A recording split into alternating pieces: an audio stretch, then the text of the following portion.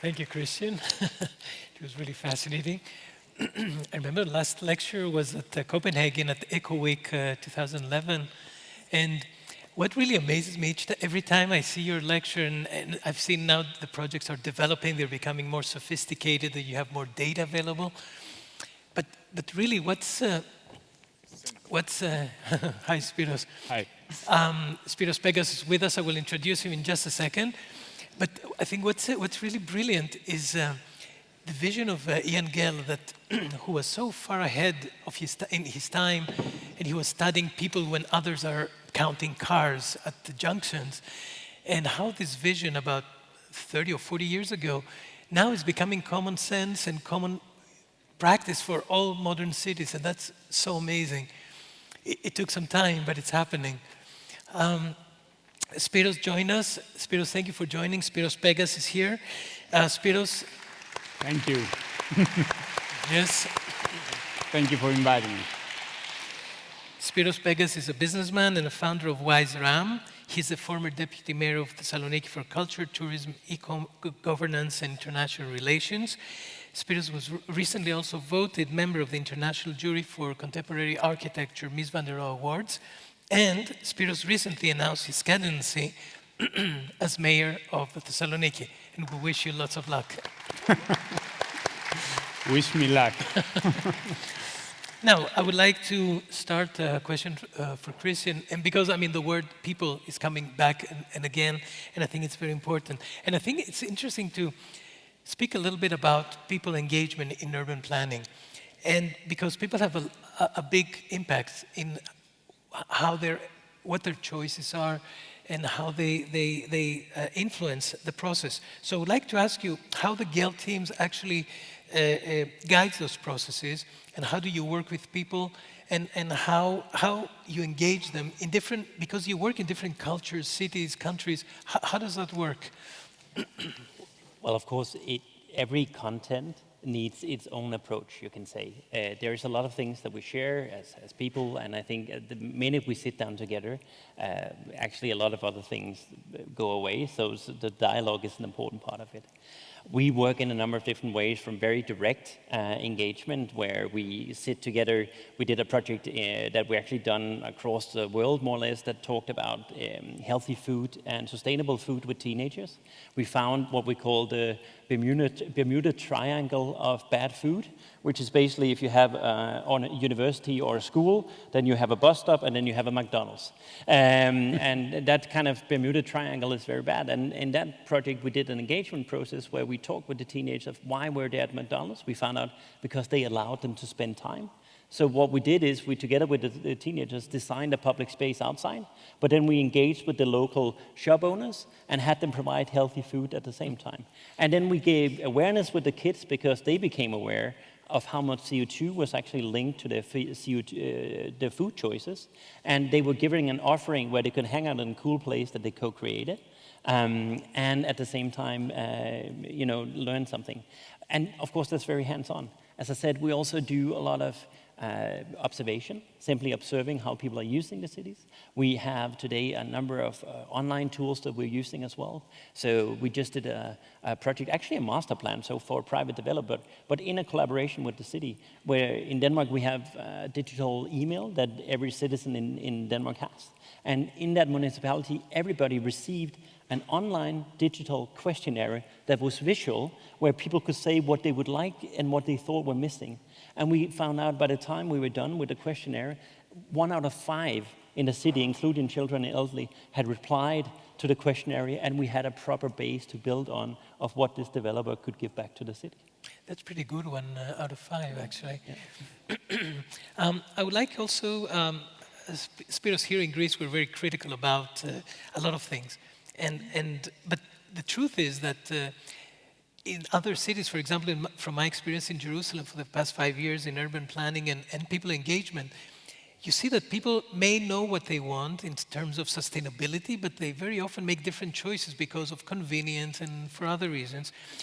And so now I would like to ask you your angle about people engagement in urban planning from your experience in Greek municipalities. Yeah, through my political experience and involvement, I actually learned to respect public opinion in people. And it's very interesting and really thrills me right now while I'm going around in Thessaloniki, walking around actually, and going deep into the neighborhoods and the parks and the playgrounds and so on, and meeting people and talking to people. It's very interesting how these guys want to be involved, how they want to have the means and the authority to take care of the environment they live in. They had asked me, and they have showed me things, and sometimes you are looking for the big idea, and you're sitting in your office and think, oh, what am I going to propose for my city? And then you go out to the field and you meet the people, and then the idea is out there. And these guys were telling me things that I couldn't notice from my office. And that was exactly what they were asking for. They were asking for authority, to delegate authority to them, to find ways, probably by creating neighborhood unions, neighborhood teams, and so on, so that they have the ability to take care of the infrastructure and the environment. We're discussing that backstage also with Kristian, and I was telling you that after actually the economic crisis, I believe, in my experiences, that cities in Greece cannot sustain by their own means the infrastructure, the urban infrastructure. It's impossible. So you need people's engagement, you need people's involvement. And yes, when you change things, when you have regenerated projects and renewal projects, people feel discomfort in the beginning.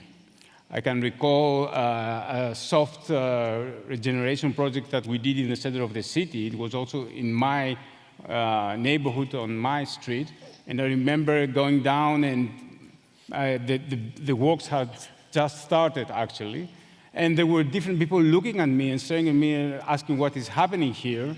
And I had no idea, because I was only responsible for tourism and excavation and not about the urban works.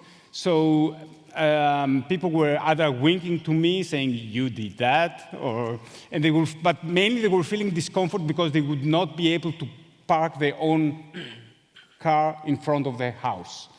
But after experiencing the change, living the new ecosystem, they were so happy.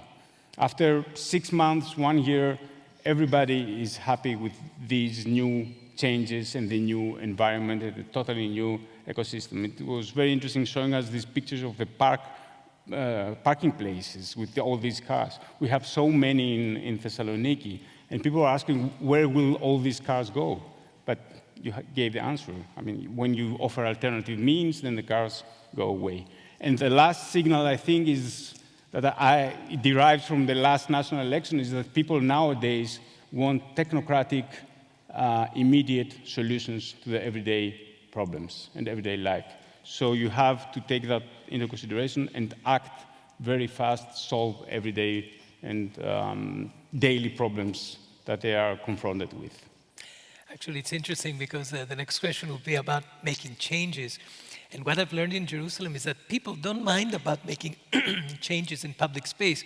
What they really mind is they want to know about it in advance. They don't want to like to be surprised. So it's really interesting. But I think the next question is, how do you deal with all these different parameters? And I remember, I would like to ask Kristian first. I remember you showed us an early project you were doing in China. And there you tried to put pedestrians first, but then the workers came in and they changed your plan.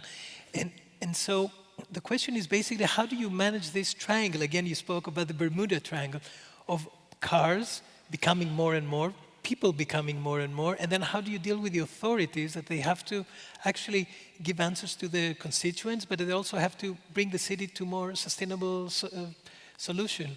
Well, I had tried to give my keynote these kind of topics. So we have a challenge, but we also have an opportunity to change the process and use data in the decision making.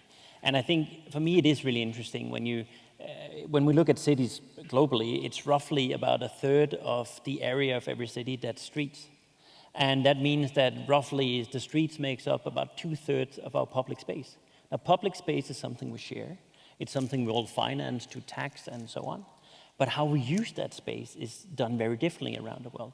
And I think part of that is having that dialogue about it. As I said, I was a little surprised to see here in Athens how much of your wonderful streets are used as a storage for these conservers on 4 wheels. We did a small study in Berlin at one time, and one of the main sort of theories going into Prenzlauenberg, we did a study and we found 83% of the parked cars were long-term parking. We use so much of our shared space on storing mobility for individuals. And I think there is something about bringing the discussion up, and sometimes it can be an happening where you remove, like we did in New York. But what was interesting, in New York, we did it on Times Square, but the Plaza program was bottom up. So their Department of Transportation said, here's a bundle of money, your local community, if you want a public space, you can apply and we will help you do the transformation and take away some parking, take away a traffic island and give back public space. So I think we need to work both bottom up and top down on making change to how we think cities. And in China, it was different departments, simply. As simple as that, not code. Silos, planning in silos. Right. Spiros, I would like to ask you the same more or less question, but I want to look at where the planners and the architects are in the picture. Because we do have some nice examples like the Ñarco Center, some nice public projects that bring public space in high quality. But very often, and I think Kristian also mentioned it, public space is handled by other engineers or by contractors. And so I would like to ask you, where do you think architects are in this process, or where they should be, when we need to juggle between cars, pedestrians, and making cities more livable and more sustainable? Yeah, actually, okay, you mentioned a few new buildings in Athens, which we don't have actually in Thessaloniki. I remember a few branded or buildings made by famous architects like the Archaeological Museum in Thessaloniki by Karadinos in the 60s, or the Byzantine Museum by Krokos in the 70s, designed in the 70s. And since then, we either don't have branded buildings, public works, and that was also the feeling that I got when I was member of the jury of the Mies van der Rohe Awards, and works from Greece came in order to judge on them, and we didn't have any public works. We mostly had private houses, private works, and so on. So this is very interesting that we don't have this tradition, let's say, in Greece. And in Thessaloniki, it's true that the developers have the upper hand, actually. And in public works, even if we have, like the city hall, which is done by the Viris brother, you don't have the names of the architects. People don't know. I see every day when I was in the city hall, I was watching this great sign, big sign of the mayor who inaugurated the building and all the members of the city hall, but not mentioning the architect. The same at the YMCA complex, which is across the city hall. There is a huge sign saying inaugurated by the politician Venizelos and by the president of the YMCA, Mr. Papadimas, but there is no mentioning of the architect. And this is actually a problem that we have with public works and public buildings and public space in general. On the other hand, we have some, and in order to go back to the previous discussion, we have some private projects. We have a very recent example like Modiano Agora in Thessaloniki, which is a very architecturally masterly done work, but is empty.